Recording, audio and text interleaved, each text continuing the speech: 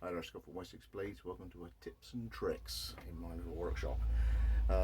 Thanks to Patreon for supporting me to do these videos. The time spent obviously shooting it, getting it onto the YouTube, sorting it all out, and doing titles and things like that takes time. It takes me away from production, and so the support I get from Patreon really helps, the drive to give me the opportunity and, to collate all this stuff together to show you something I might have discovered or just rationale that I've got within the workshop and just share it with you. This one's an ongoing sort of challenge that I've been facing within knife making right from the very beginning.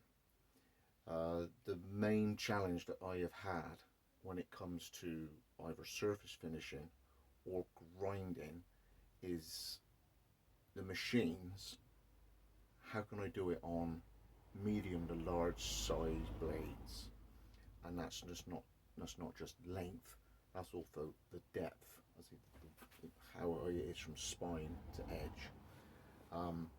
And over the years I have done all manner of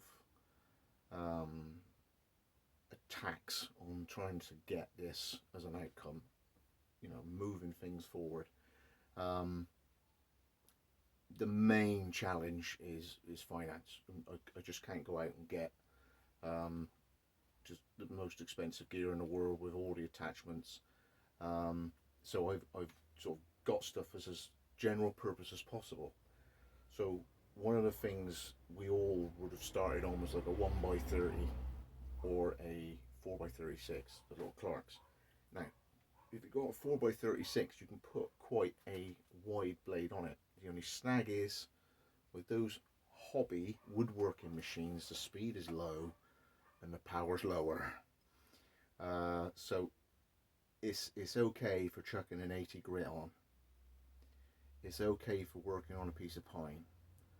But you want to scratch the surface off of even a nailed 01, or later on down the road, if you're hardening your stuff, your nailed 01 or your ABL or 61 HRCL Max, or so, you're starting to struggle, because as soon as you try and put any oomph into trying to get this stuff ground off, surface ground, you stall the motors, or the motor spins and the belt stops, and you just everything's flying around. So moving on from the 4x36, I've got myself the bigger one, which is down there, which is what I rearranged my entire garage around, and that's the bell. So now we're talking 48 by 6, so it's two 2-foots basically, and a decent drum at the end. Speed is slow. You can it's so slow, it's diabolical. But it had a 750 watt motor, which is about a horsepower. Now again, I can stall this. That's it, click, done, and the Invertech will trip out. It's too much, I can't deal with it. So if I'm working on that with something that's wide, frustrating however it is going to be, doing my head in, I got magnets on it. I clamp the big blade, and all I can put into it, how much skank I can put on the blade, is the weight of the blade, the weight of the magnets, and a bit of a push. Anything more than that, the bloomin' thing stalls or stops.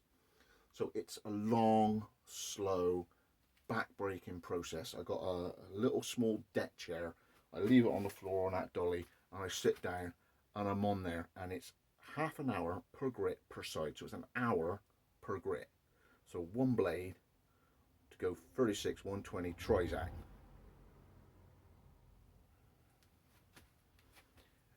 We're talking days and days and days working through blades to do me head in. And Cubitron 2, like speed, it's not fast. It's like that Rocky film. Is it Rocky Balboa, when Duke's going, to beat this guy you need speed, you don't have it. and sparring's out because you've got arthritis in your neck and your shoulders are all junked up. You know, every avenue you look at is falling down, and the reason it's falling down is the dimensions of what a 2x72 offers. So let's just show you what the sort of stuff is that I've been struggling with. The average 2x72, this is quite small at the front. So for knife making, it's the bomb. Okay, as a 2x72, this is great, but they're great up to about that big. So for anybody making neckers,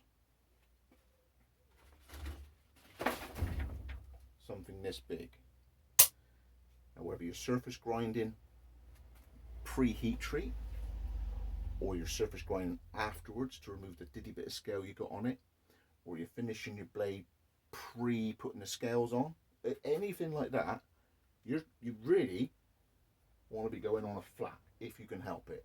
Far better going flat than going on a 12-inch wheel, because you're going to have to do half the handle first and then come round and then catch the half of the handle that you just done that way to the end of the blade, because you don't want to start on the blade because you'll end up with ever such a slight dip. So you want to start in a handle hidden under the handle. Okay, well, any marks that you made, any stops and starts. So you can do it on a wheel. It can be done when it's narrow and it's small. But what I would rather do in my brain is use this, because you can invest in a hardened platen. This is a carbide platen I got from 7K, right? 7K. So that would go all on there, and without the rest on, he just fits. It just fits on that. I'm reaching the limits of a 2x72 with that big.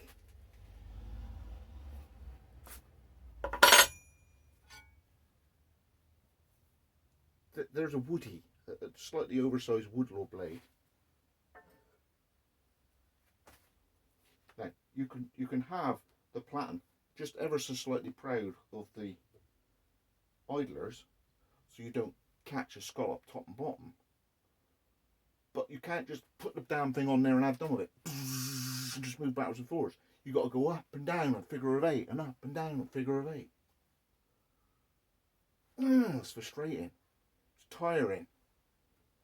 So, you know, we're reaching the levels of, you're already getting limitations. You're already trying to go around things all the time.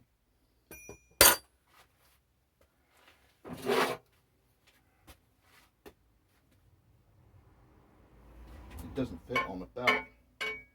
You can't go over side. The wheel can do the length, but the belt can't do the width. So,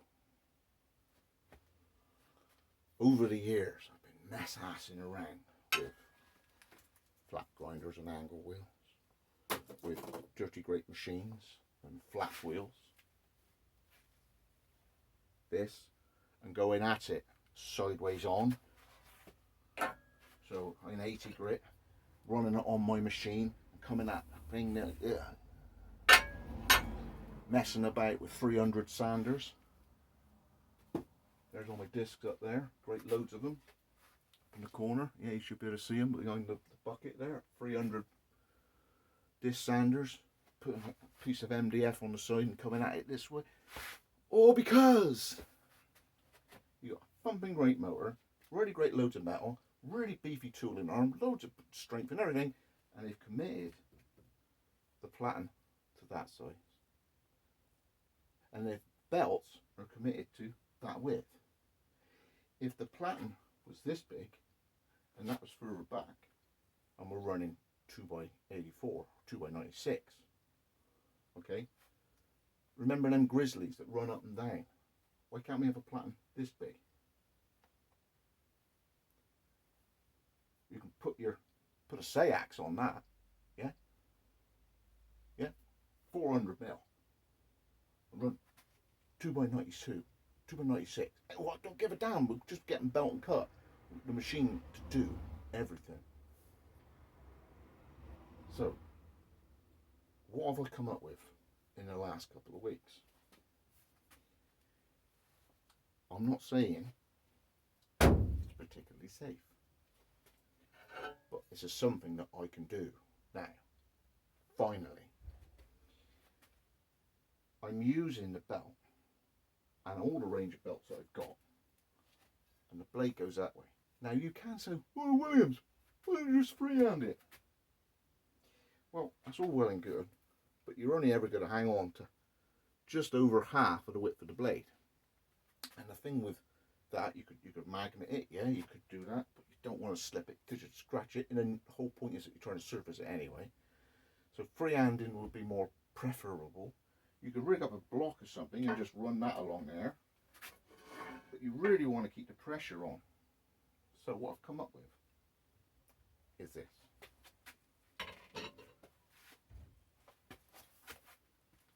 Okay, where have we hidden it? Here we go.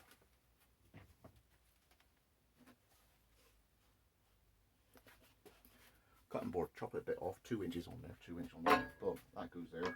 You cut out, that goes there.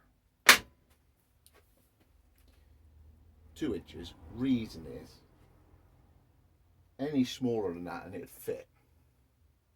So I'm only going to be using it for something that's 2 inches and above. So I didn't go much above because I won't be able to see what's going on. If that makes sense. I want to make it visible. Now, if I was anybody doing this and I was going to do it again, I wouldn't do it out of the cutting board for the base because it could barely cope with the heat and the sparks and the sort of melting. But it's nice and good to slide on. So that will go sort of there. Sort of. I've cut it so the front, as you look on the camera, the front is level with the front of my work rest. Again, work rest, big blade.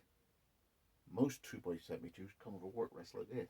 How long ago on YouTube was I going about, if you ain't got a work rest of at least 500, the blade falls off the end before you finish grinding it? Yeah, problems I've been coming up with because I don't just make wood lures. Alright, so that goes there. 2 high-tech pieces of equipment. You know what's coming, guys.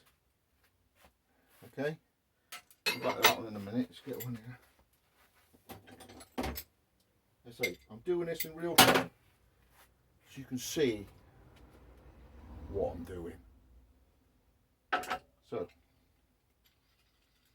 a G-clamp.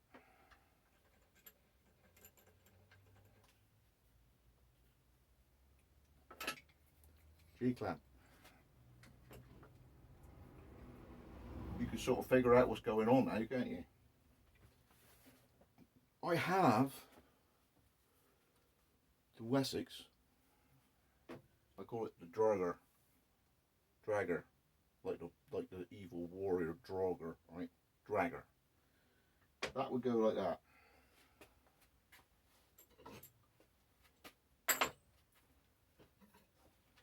The blade, as you present it, I wouldn't drag it that way, and the reason is you're going to start just like we were previous, halfway along the handle.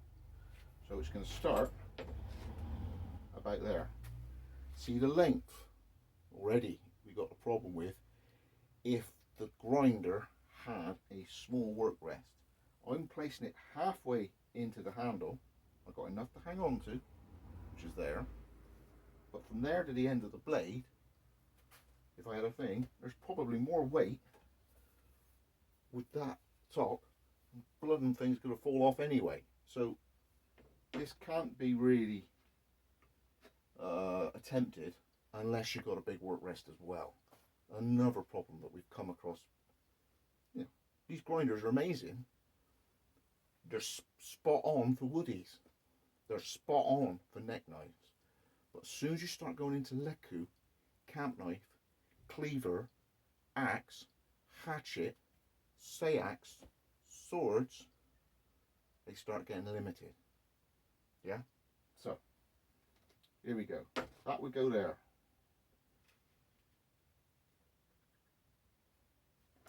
Now, feel that you want to get is, as you move the wood backwards and forwards, you know when you freehand grind and you go on and you can feel that your bevel is flat, perfect into the belt. You're not digging into the plunge line at the beginning, but a choil, right, and the ricasso, and you're not digging at the front end as you transiting across. You're not digging the belt in on the other side.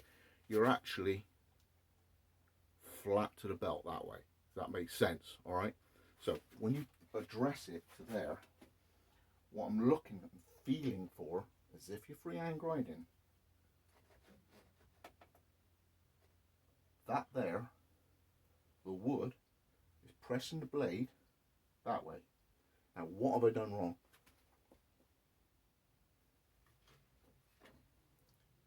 I go that way, handle down.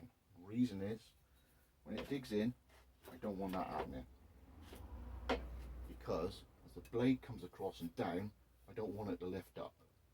So whatever design of blade you got, it's going to be used on the belt that way on, backwards and forwards. If I had a cleaver that was higher up, there'd be an even bigger reason to do it this way up, because if it was that way up and you were a cleaver, you can imagine the tip effect that you would get if the belt was digging in on a 36. Okay, so drag it upside down across on its back. So he's in there.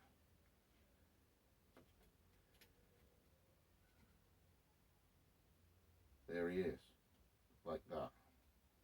So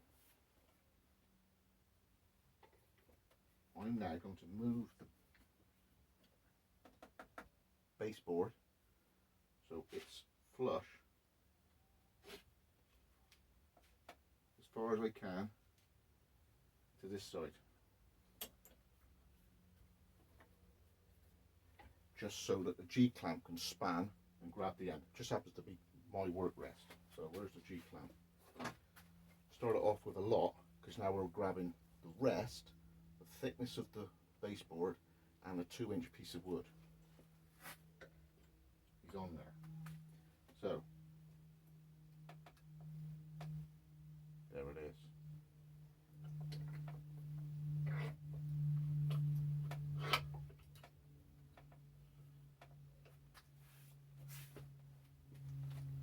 I can't remember the artist, but all he wanted was a limple bump and grind. Bump.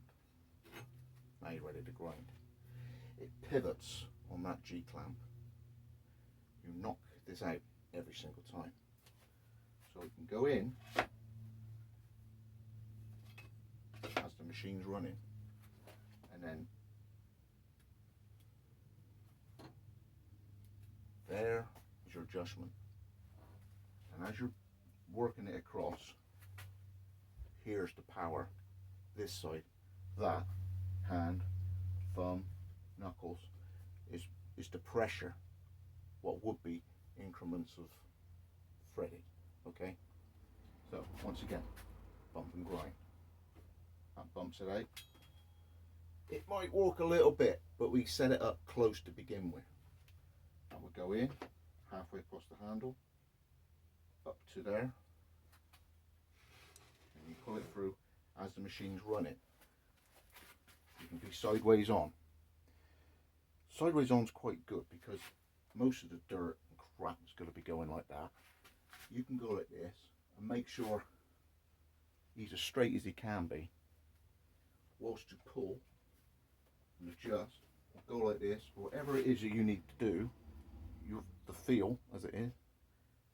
There's no logbook for this, there's no instruction manual. Alright, this is surface grinding, man in a shed. And as you pull it through,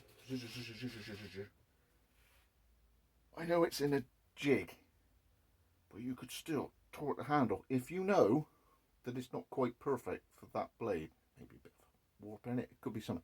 You can still steer it like you were freehand grinding. So let's get going. Let's see how it goes. Now obviously noisy, dusty, but let's just see how I go for a few passes, and you'll see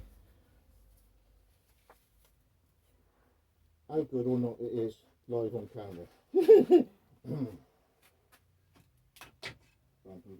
So, you do.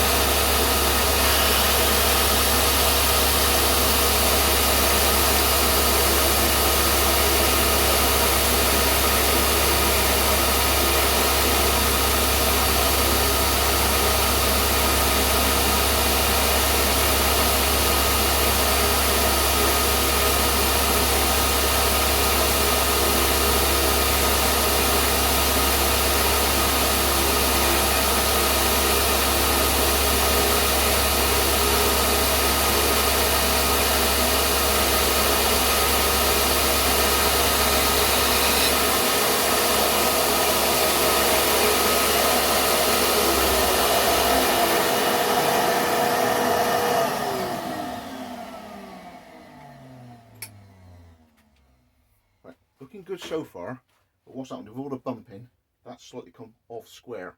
So now I'm only catching that edge of the belt. So all I've got to do is just re-fiddle around with it. So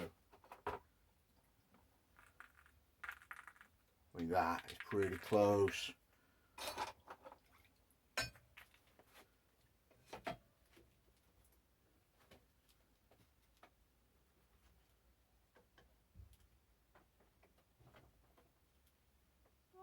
Hello, Pops.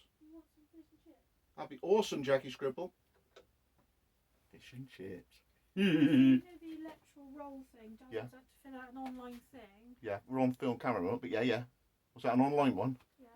But they had your email as Space Fury, so it won't work. No, it won't. It'll have to be the Wessex Blades one. So you might get a request for updating your details. How will they? Exactly. Send it to that email. Yeah. Yeah. My Base Fury email that we did. We went to Edinburgh, didn't we, Jackie? And we were at the airport.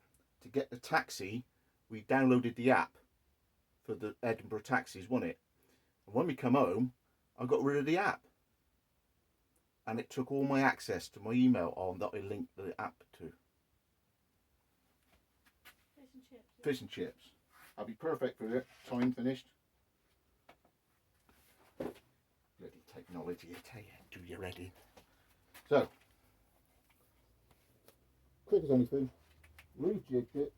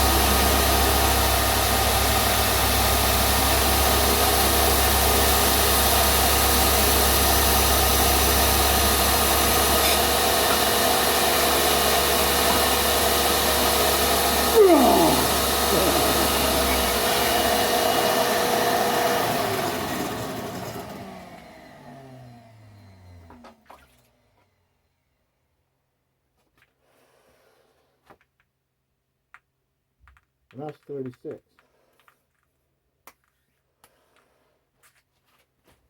Okay.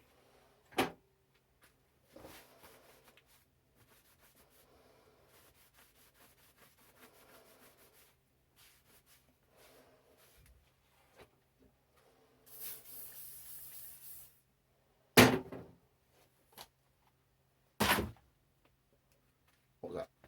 13, 14 passes, a couple of minute each, whatever. I've done that, and that's your 36. Now I know the lines are going that way, so that means that all you're finishing, so your 36, you can go your 120, your trizac, your cork belt. I can take that now up to a cork 600 before going to a sisal mop, coarse grit. I can take that right up to near mirror, because I can use any belt as a 2x72.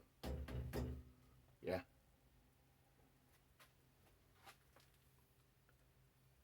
$8mm thick, longer than the plan, wider than the belt. 5 quid's worth of shit. Anyway, I'm not saying it's what you got to do. I'm not endorsing anybody do it, because it's not exactly safe as doing all this stuff, is it? Like, we all know the risks involved with one man in a shed or on his own. But that's how I made mine. I hope it helps. Scott Wessex Blades.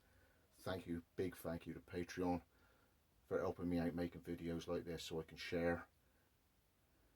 That's how to get a finish on a longer blade than your plan and a wider blade than your belt. Scott Wessex.